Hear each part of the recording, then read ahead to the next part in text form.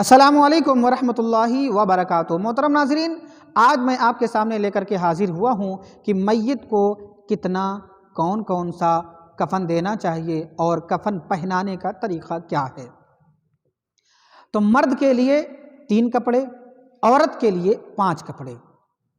مرد کے لیے 3 کپڑے یعنی لمبی چادر جسے لفافہ کہا جاتا ہے، اور ایک ازار یعنی تہبند، اور تیسرا کپڑا ہے کرتا، یہ مرد کے لیے ہے۔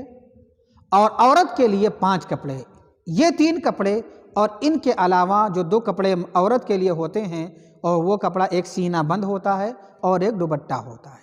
یہ 5 کپڑے عورت کے لیے ہوئے۔ اب میں ان کی سائز آپ کے سامنے بیان کر دوں۔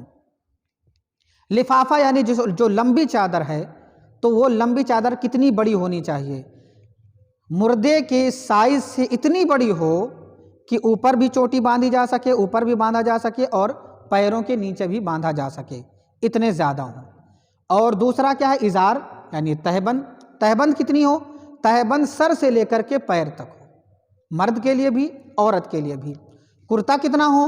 کرتا یہ کندھے سے لے کر کے گھٹنے تک کرتا ہو، یہ کرتے کی سائز ہونی چاہیے، اور دونوں طرف برابر ہو، آگے بھی اور پیچھے بھی۔ اتنا فرق ضرور ہے کہ جب مرد کا کرتا ہو تو اسے جو چاک کیا جائے یعنی بیچ سے پھاڑا جائے سر ڈالنے کے لیے، تو وہ کندھے کی طرف سے پھاڑا جائے، اور عورت کا جو کرتا ہو وہ سینے کی طرف چاک کیا جائے یعنی سینے کی طرف پھاڑا جائے۔ اب برادران ملت اسلامیہ، میں آگے بڑھتا ہوں، اور عورت کے لیے 2 کپڑے جو زیادہ ہیں وہ کیا ہے؟ دوپٹہ ہے۔ تو دوپٹہ کتنا ہونا چاہیے؟ آدھی پشت سے لے کر کے سر کے اوپر سے ہوتا ہوا، سر کے اوپر سے وہ کپڑا ہوتا ہوا سینے تک پہنچے۔ اس کی چوڑائی بس صرف چہرے کے برابر ہے، ایک کان کے لو سے لے کر کے دوسرے کان کے لو تک جو چوڑائی ہے، یعنی اسے کتابوں میں 1.5 گز کہا گیا، اور 1.5 گز لگ بھگ اتنا ہو جاتا ہے۔ اب میت کا سینہ بند کتنا ہونا چاہیے؟ میت کا سینہ بند سینے کے اوپر یعنی گلے سے لے کر کے ران تک، یا بہتر طریقہ یہ ہے کہ وہ بھی گھٹنے تک ہو۔ اب میں آپ کو ایک بات عرض کر دیتا ہوں، میت کے لیے جو کفن دیا جائے وہ کفن کے کپڑے بڑے اچھے ہونے چاہیے۔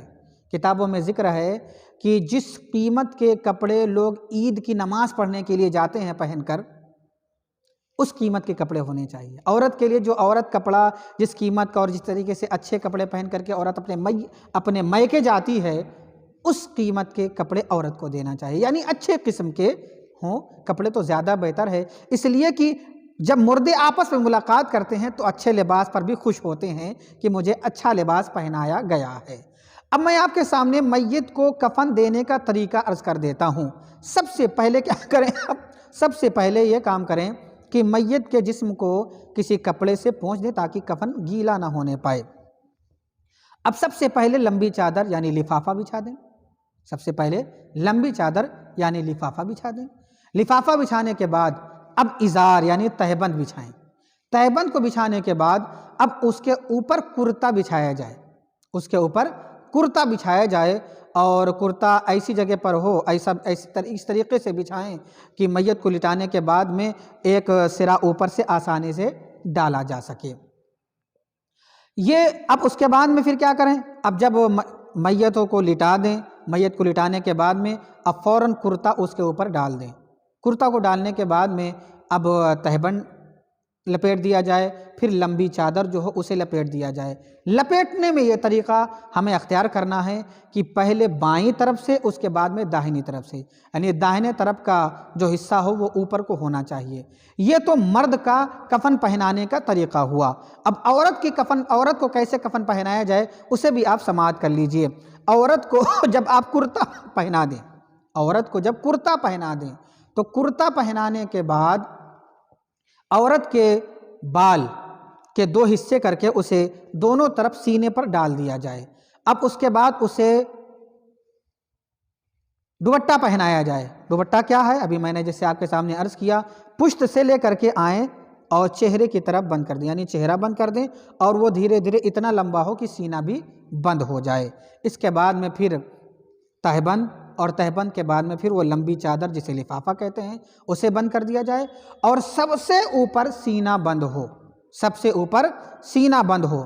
اب یہاں میں آپ کے سامنے ایک بات عرض کر دے رہا ہوں کہ میت کو جب آپ کرتا پہنا دیں تو مواضع سجود یعنی دونوں پیر، گھٹنے، دونوں ہاتھ، ناک اور پیشانی، ان مواضع سجود پر آپ خوشبو بھی لگا سکتے ہیں، اور خوشبو لگانا اچھی بات ہے، خوشبو لگانا اچھی بات ہے، خوشبو لگایا جائے۔ اور بعد میں عطر بھی لگا سکتے ہیں، کفن پر بھی عطر لگا سکتے ہیں، خوشبو لگا سکتے ہیں۔